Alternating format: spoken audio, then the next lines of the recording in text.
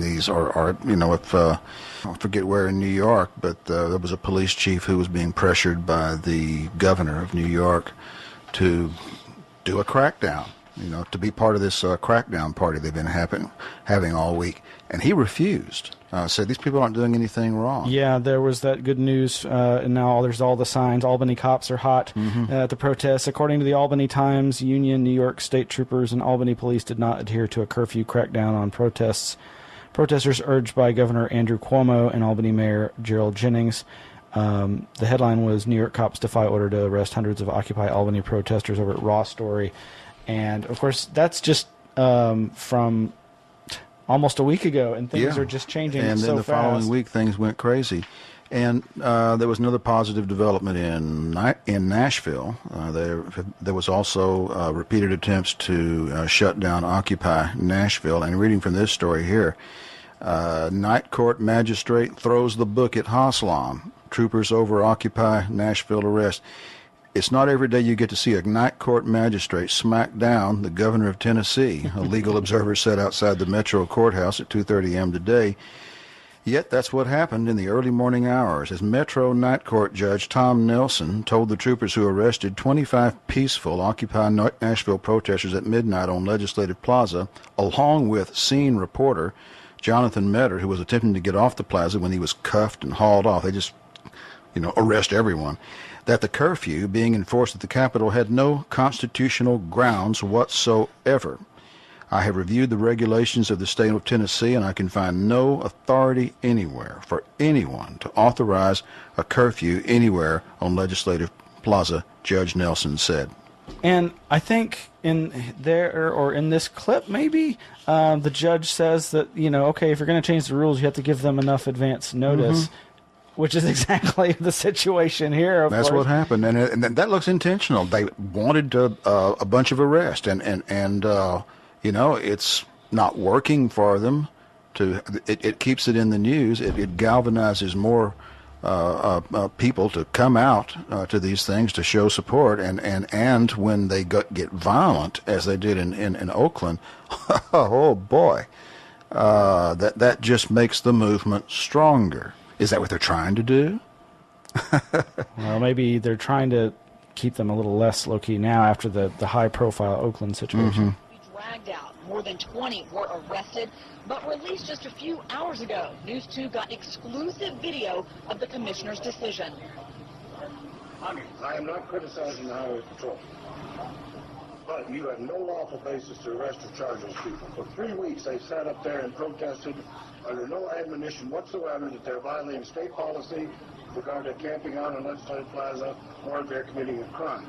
When the state issued a memorandum today imposing a curfew and changing the rules right in the middle of a protest, they can do that. But they have to give them adequate opportunity to comply with those rules. Again, those protesters are in the process of being released. Well, there's an honest man. That rarity in the justice system, it seems, these days. An honest judge. Not so honest in Austin. These people were booked and released this afternoon for criminal trespassing. And they were given no warning whatsoever. Utterly unconstitutional. Had you seen or heard about it was pretty bad in Australia, too. The Occupy movement there faced some staunch militarized police intervention and basically dragging people out in the most dirty way I'd ever seen without actually using pepper spray and rubber bullets, more just hand-to-hand grabbing and throwing.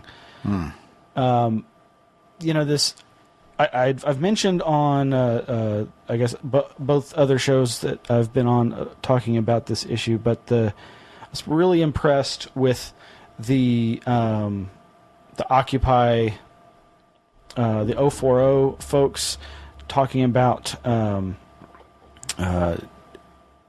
who stood up during the auction, chanting, auctioneer, stop the sales, we're trying our best. That kind of civil disobedience, I think, is spreading like wildfire. and a good thing. And here we go. Yeah, stop all the sales right now. Oh, wait, that's not it. Here's the other thing I was talking about. Yeah, it was Melbourne.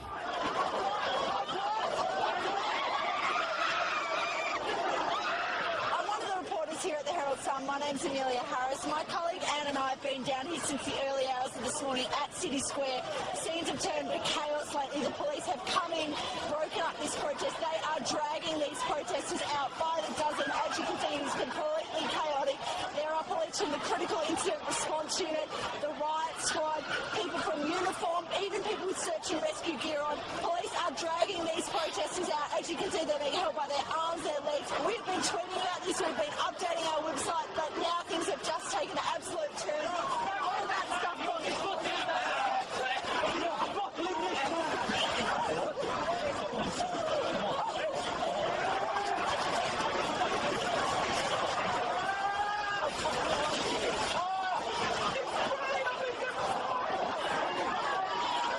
And these cops are laying into this crowd like they're freaking rugby players. Yeah. That's ugly. Oh, man. Wow. I mean, This- a worldwide crackdown on a worldwide movement. I think this Wow. actually went down within the same 24 hours as Oakland. And it's like I expect this stuff to be coming in waves now. Yes, and the next wave people are talking about would be London, where numerous protesters have been occupying St. Paul's Cathedral. And there's some inspirational stuff there. Yes, and you mentioned that on Robert's show the other night, how, the senior cleric there has resigned because he had given support to these people. And he says he didn't want to be any part of it because the police apparently are intentionally escalating this to something that could result in violence.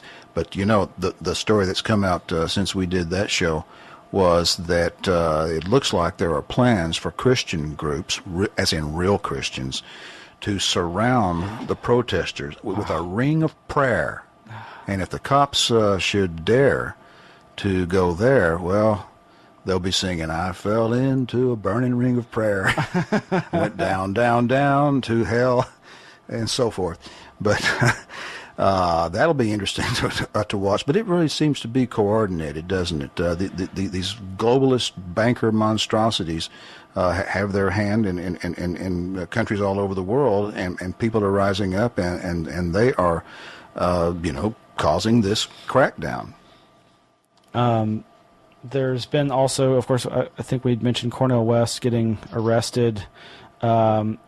He's been supporting the Occupy movement, but also this stop and frisk policy of cops being able to stop people and indiscriminately frisk you.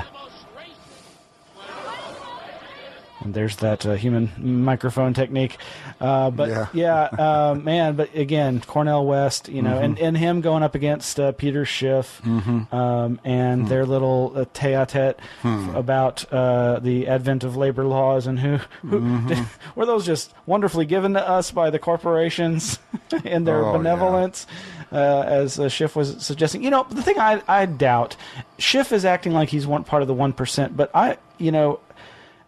a successful small business owner, even if you're worth $1 million or a couple million, I don't really, though, to me, that's probably not the top 1%. I think the salary cutoff would be $700,000 a year,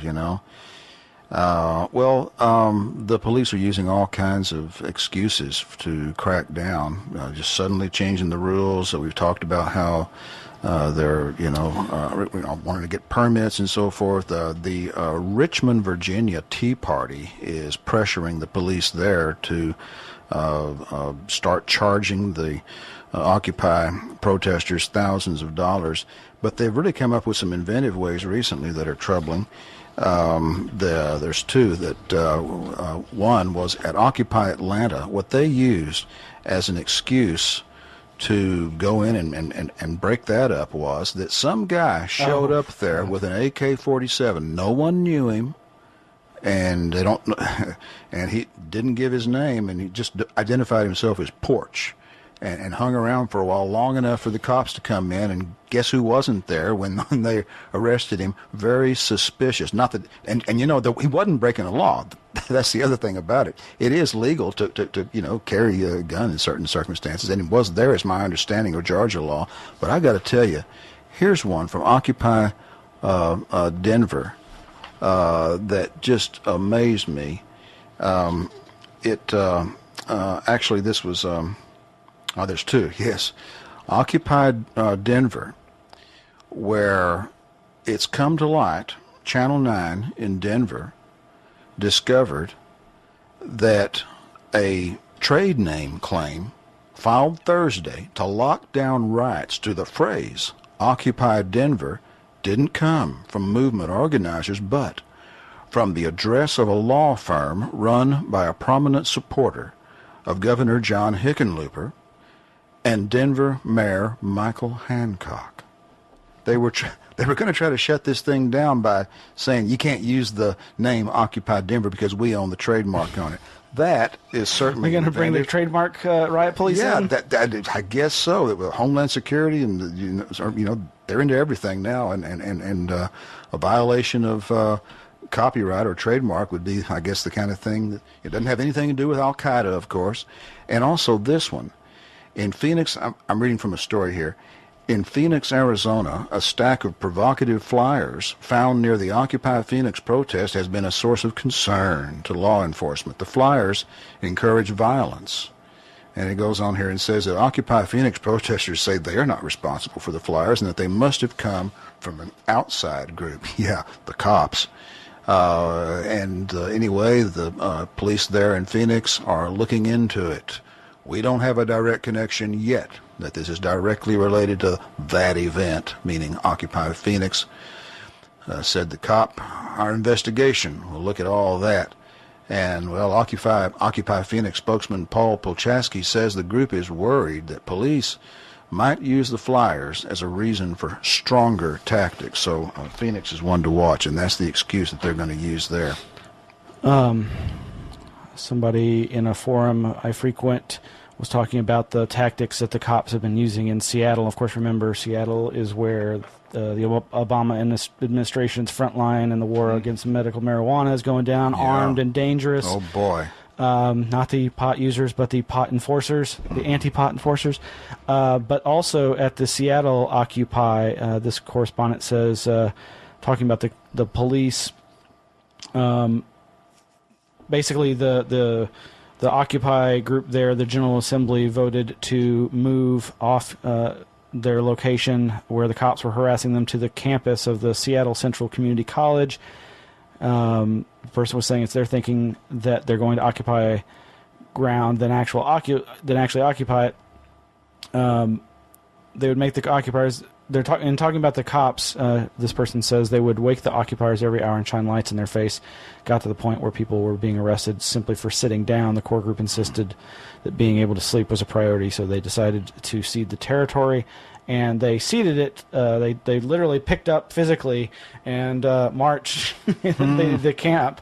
And we got links to the video of that. And when they got there, one of the faculty spoke in support of them.